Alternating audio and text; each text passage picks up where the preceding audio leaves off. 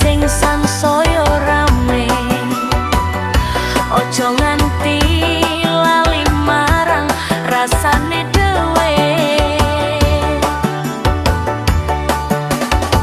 Ati kudu dijogo saka regeting rasa meri lan dengki, saka panase hawa sing rusak ati.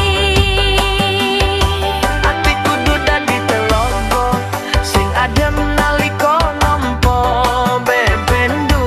Ojo gampang lara, ojo gampang gersulo.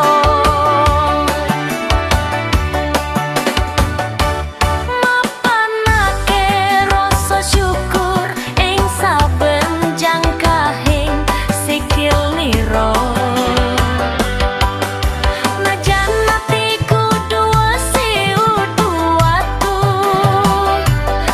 nanging kudu luwih kuat ketimbang tuku. Uri-uri atimu saka saakehing godho, mana polan nyaring sakabehing doa.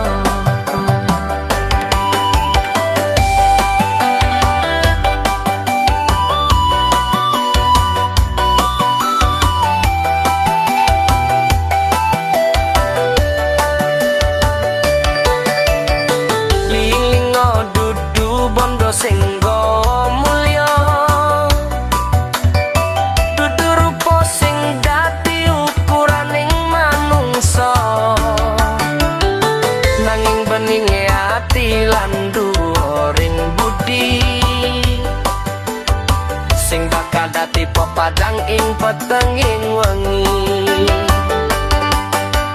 Ing antarane jagat sing sansaya rame,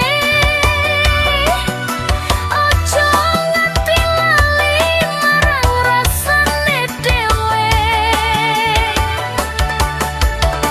Ati kudu dicogo